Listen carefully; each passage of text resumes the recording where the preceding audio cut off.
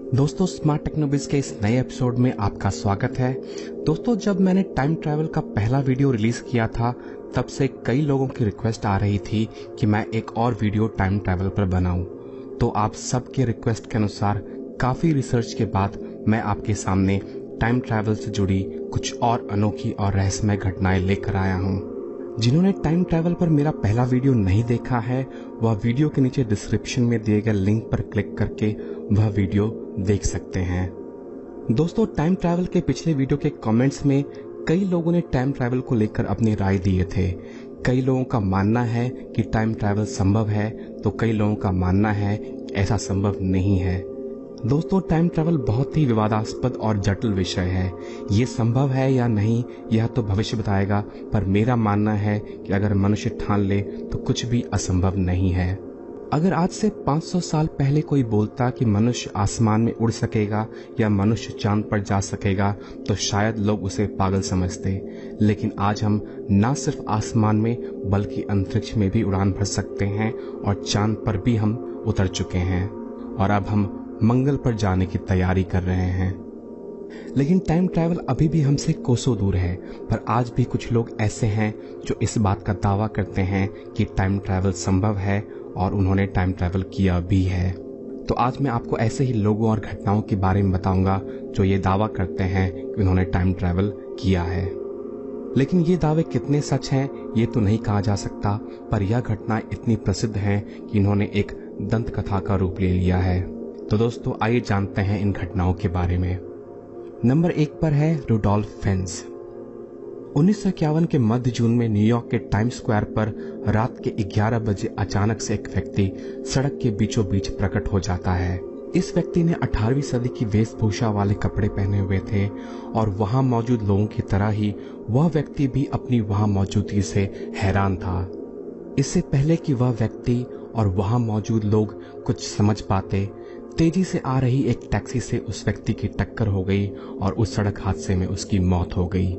शवगृह में जब उस व्यक्ति की तलाशी ली गई तो उसके पास से कुछ चीजें बरामद हुई और उन चीजों में मौजूद थी एक तांबे का टोकन जिस पर एक सैलून का नाम लिखा था, एक बिल जिस पर एक घोड़े के तबेले का नाम और एड्रेस था, और साथ ही साथ उसके पास बरामद हुए $70 के पुराने जमाने के छपे नोट।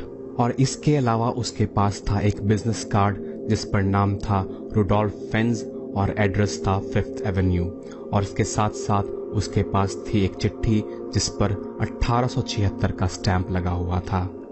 ये सारी चीजें बहुत ही पुराने जमाने की लग रही थी, पर हैरानी की बात थी कि ये सारी वस्तुएं आज भी नई जैसी लग रही थी और ऐसा लग रहा था जैसे उन पर समय के बीतने का कोई असर ही नहीं हुआ हो। इस घटना की तहकीकात कैप्टन ह्यूबर्ट वी रिम कर रहे थे, जो कि न्यूयॉर्क पुलिस डिपार्टमेंट में मिसिंग पर्सन डिपार्टमेंट में काम करते थे। जब उन्होंने उस सैलून और तबेले का पता ढूंढने की कोशिश की तो ऐसी कोई भी जगह उन्हें नहीं मिली और वहां रह रहे बुजुर्गों तक को ऐसे किसी सैलून या तबेले के बारे में नहीं मालूम था। और बिजनेस कार्ड पर जो एड्रेस था 5th एवेन्यू का, वहां पर एक दफ्तर मौजूद था, पर वहां कोई भी रुडोल्फ फेन्ज नाम के व्यक्ति को नहीं जानता था। और अब इस हादसे में मारे गए व्यक्ति, जिसे बिजनेस कार्ड के आधार पर रुडोल्फ फेन्ज के नाम से जाना जाने लगा, और इसका रहस्य और भी गहराने लगा। कैप्टन रिम ने अपनी जांच पड़ताल जारी रखी और उन्होंने बहुत ही छानबीन के बाद एक टेलीफोन एड्रेस बुक में एक नाम पाया, रुडोल्फ फेन्ज जूनियर, और यह फोन बुक 1939 की थी।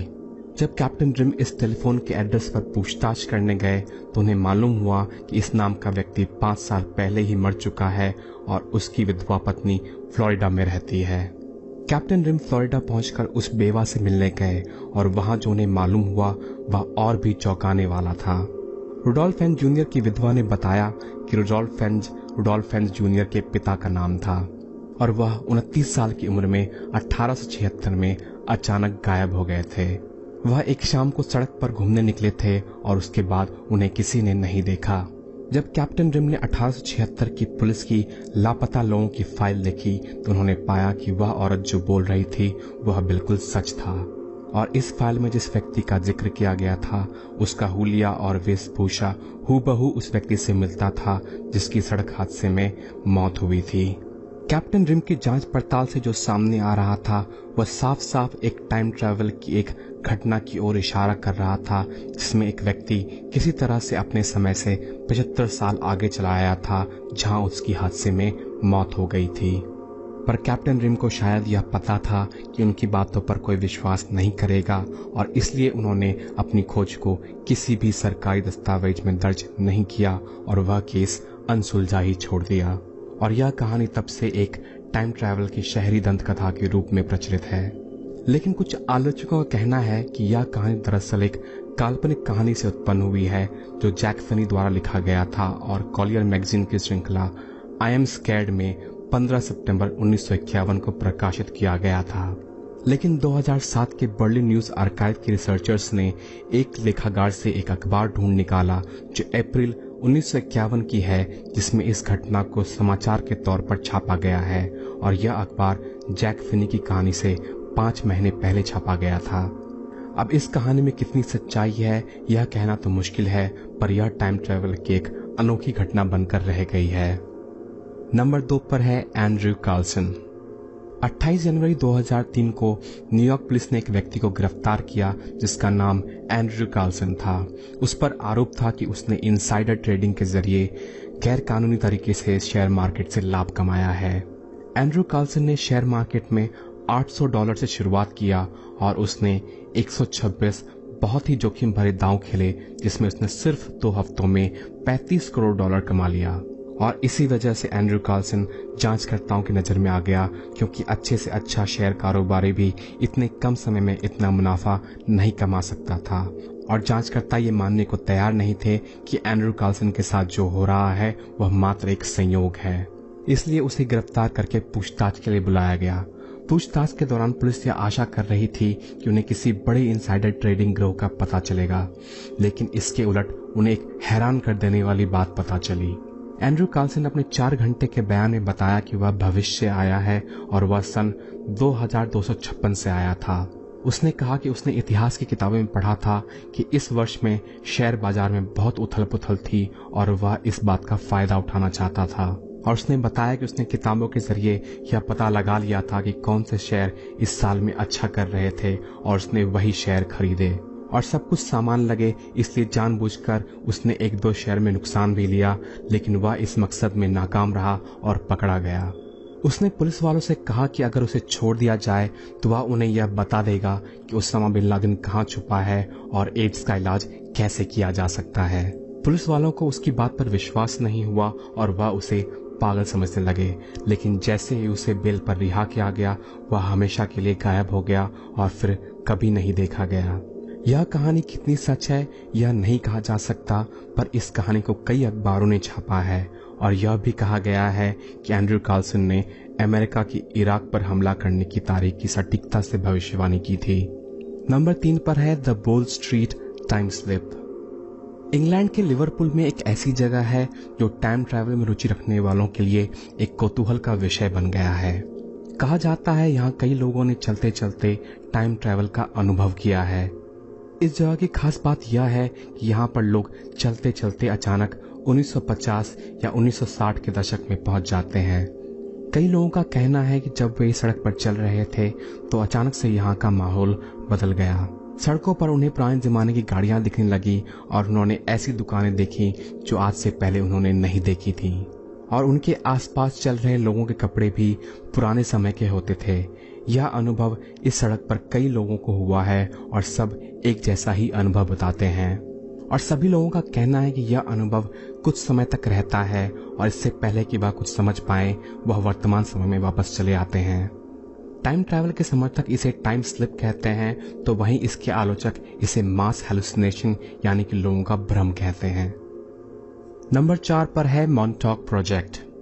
मॉन्टॉक प्रोजेक्ट यूनाइटेड स्टेट्स का एक खुफिया प्रोजेक्ट था जो Montauk air force station Montauk long island पर स्थित था। माना जाता है कि यहाँ पर यूएस आर्मी कई तरह के खुफिया परीक्षण करती थी, जैसे कि मनोवैज्ञानिक युद्ध। लेकिन कुछ लोगों का दावा है कि यहाँ पर टाइम ट्रैवल को लेकर भी कई परीक्षण किए जाते थे, और कहा जाता है यहाँ पर एक टाइम ट्रैवल टनल है जिसके जरिए यूएस मिलिट्री टाइम ट्रैवल किया करती थी।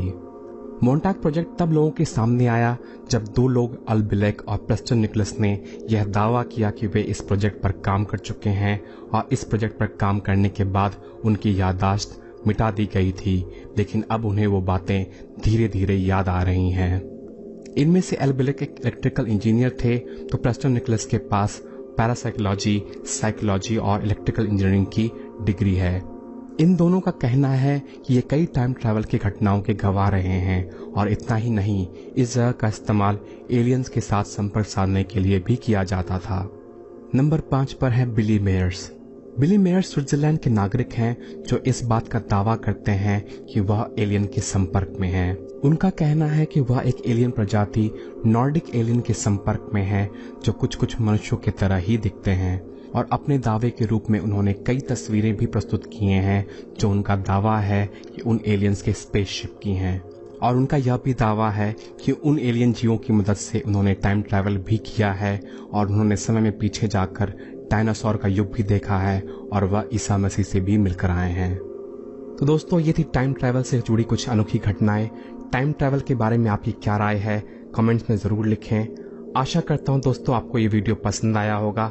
अगर पसंद आया तो लाइक जरूर करें और सब्सक्राइब जरूर करें, क्योंकि मैं इस चैनल पर ऐसे ही इंटरेस्टिंग वीडियो शेयर करता हूं। और दोस्तों, इस चैनल से नए वीडियो की अपडेट पाने के लिए बेल आइकन पर जरूर क्लिक करें। दोस्तों, मिलते हैं अगले वीडियो में, तब तक के लिए नमस्कार।